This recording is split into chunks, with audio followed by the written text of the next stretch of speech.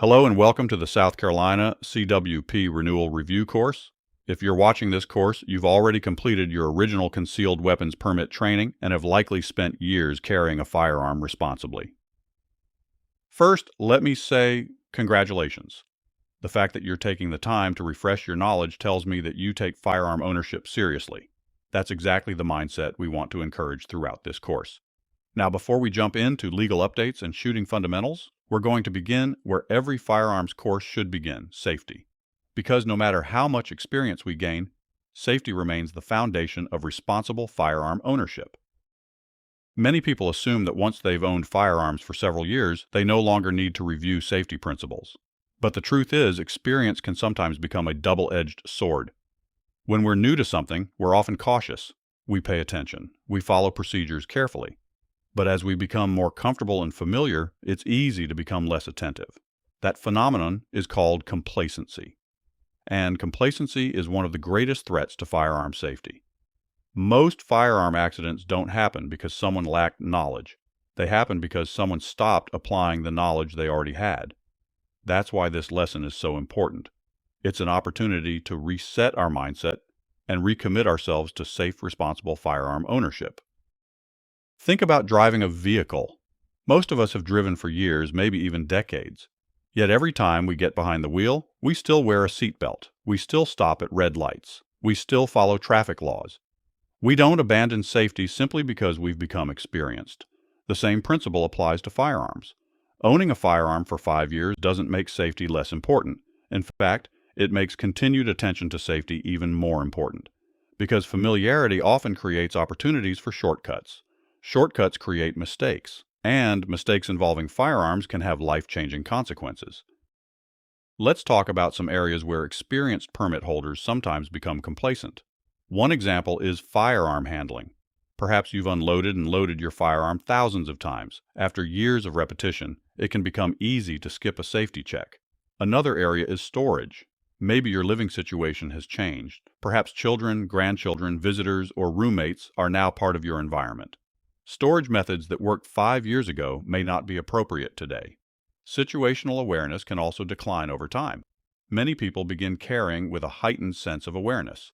But after years of routine daily carry, some become less attentive to their surroundings. Finally, many permit holders simply stop training.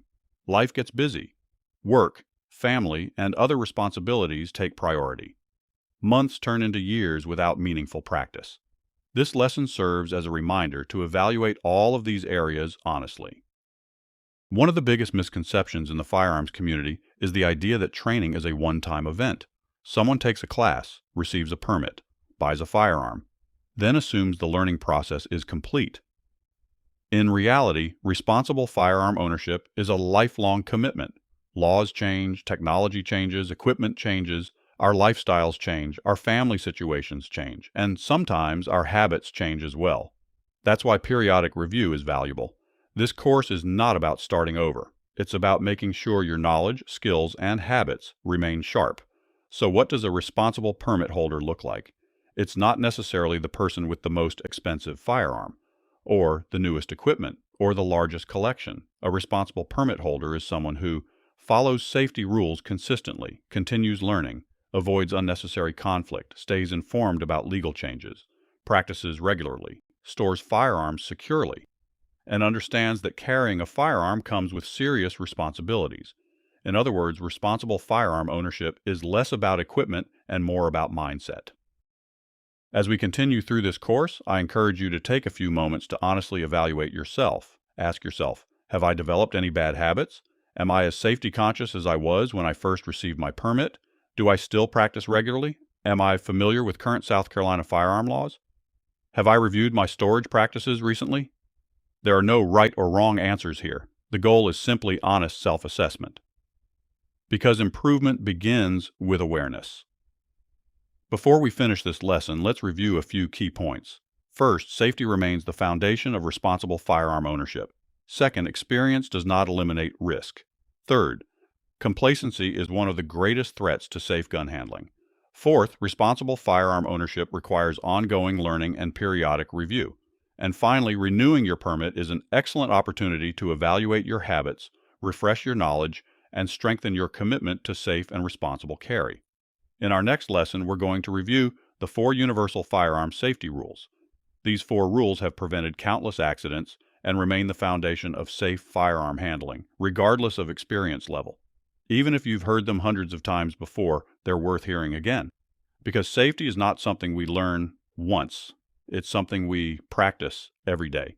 Thank you for watching, and I'll see you in the next lesson.